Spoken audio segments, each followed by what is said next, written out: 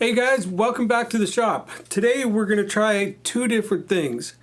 First of all, we're going to do that resin experiment again. We're going to try and get this impregnated with resin.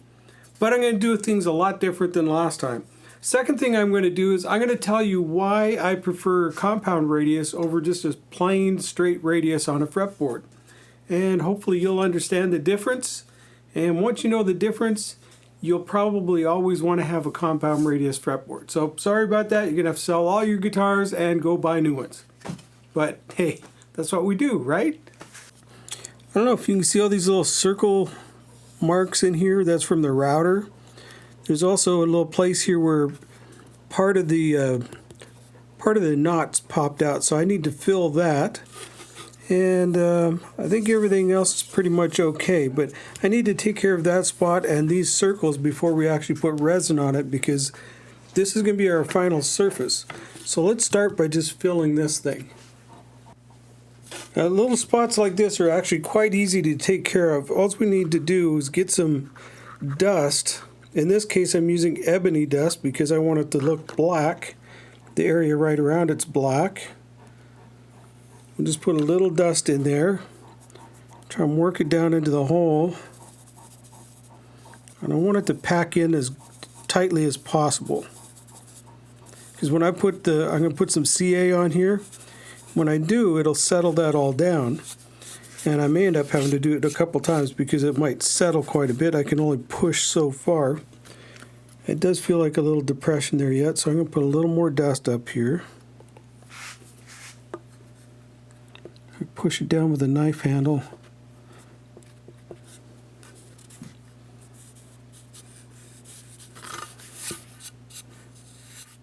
That actually feels pretty flat. Now I still may have to do it again, but that's okay.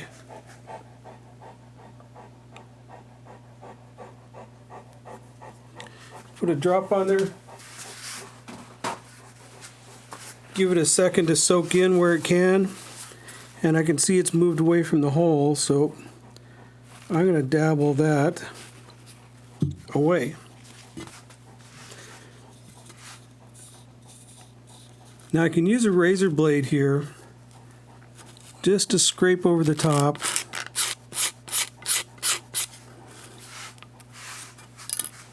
And flatten it out.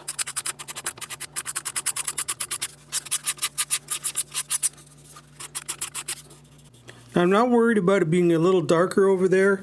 That'll all start to match when I put the resin on it. What I'm feeling for is whether that's smooth or not, and it's still dipped in just a little bit there. So I'm going to do this again. Now this time I'm going to leave it just slightly raised above the fretboard so I can, hopefully, if it settles, it's not going to settle down below the top surface of the fretboard, and I can sand it and scrape it smooth.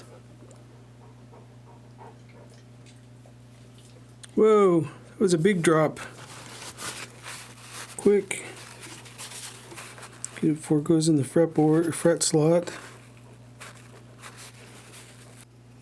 Now you might be thinking about putting accelerator on this, but I wouldn't. The problem with accelerator is sometimes it turns things white.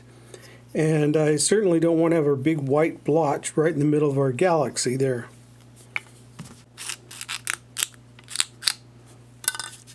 You know what, that little bit I think I'm going to sand.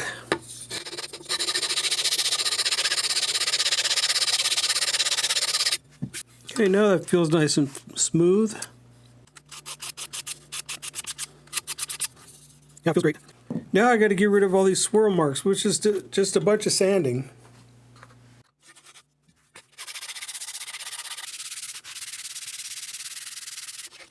So now let's wipe it down. You can see how dark that's going to be up here. No one's going to notice any color variations up there from the glue. So that'll be just fine.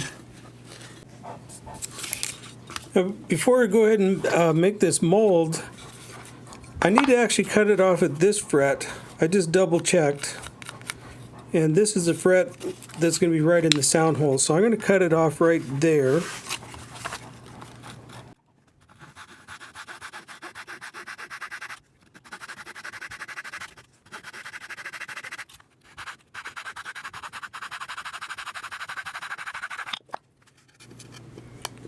And I ended up leaving a little lip on that, so I'm going to sand that off. Now, last time when I resin coated, I wanted it to soak into the entire thing, and I know that's not possible with the epoxy that I have. Now, I have done some testing where I thinned it out quite a bit. I put in about 30% of denatured alcohol on it, and this is what I got. When I just put it on the surface, it took a long time to get hard. It took 3 days for it to actually get hard with it thinned out like this. But it stayed clear, didn't get foggy, but I didn't get any penetration. Hopefully you can see that. The epoxy's just on the surface. It didn't get sucked down. Now, mind you, I didn't put this in a vacuum, but I don't expect the vacuum to make much of a difference. All I'm really hoping for with the vacuum in this case is that it pulls any of the epoxy that gets into these fret slots. I hope that it'll pull it into the end grains and kind of help clear out this slot for me. I'm going to have to resaw these. There's almost no doubt in my mind that I'm going to have to recut these by hand. And the less work that I have to do, the better.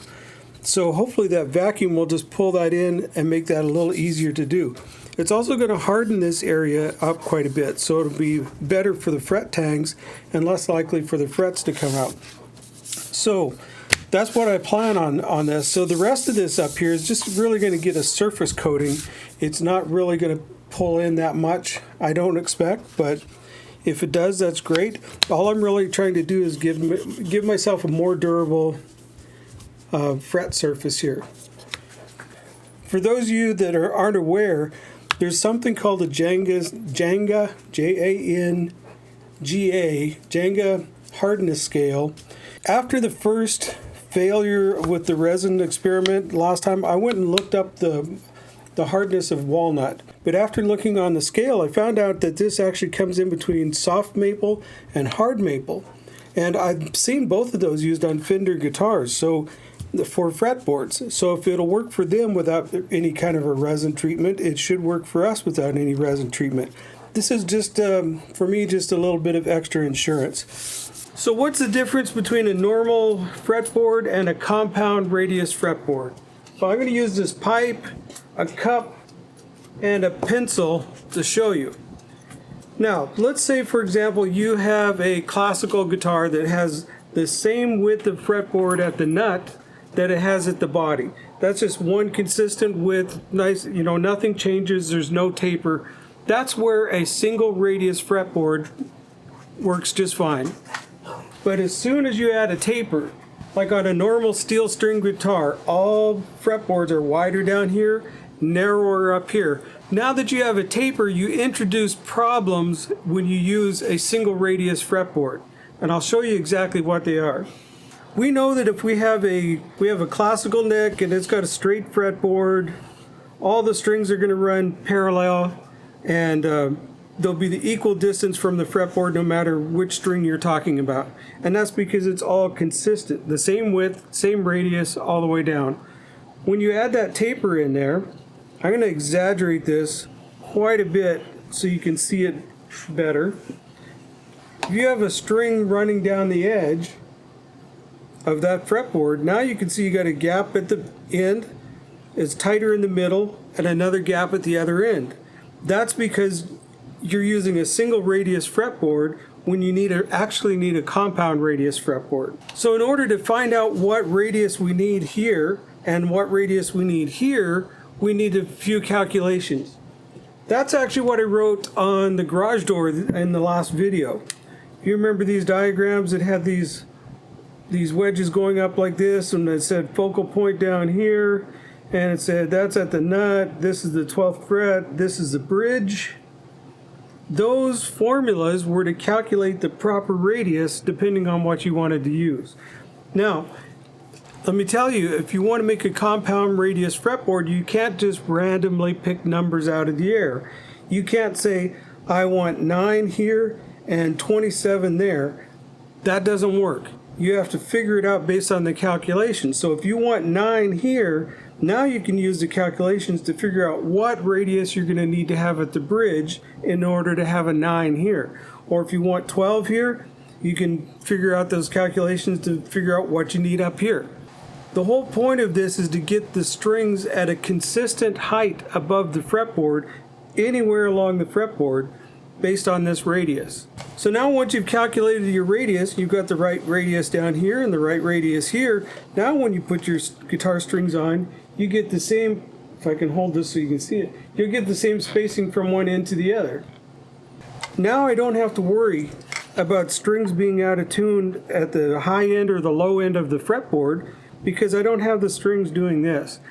I'm not pushing down harder at the nut, stretching my string and making it go sharp. Using a compound radius fretboard, since the string is parallel from one end to the other, no matter where I press the string, it has the same distance to travel down to the fretboard. Theoretically, I'm not accounting for any curve that you put in the neck with the relief from the truss rod and whatnot. But theoretically, you have the same distance from one end to the other.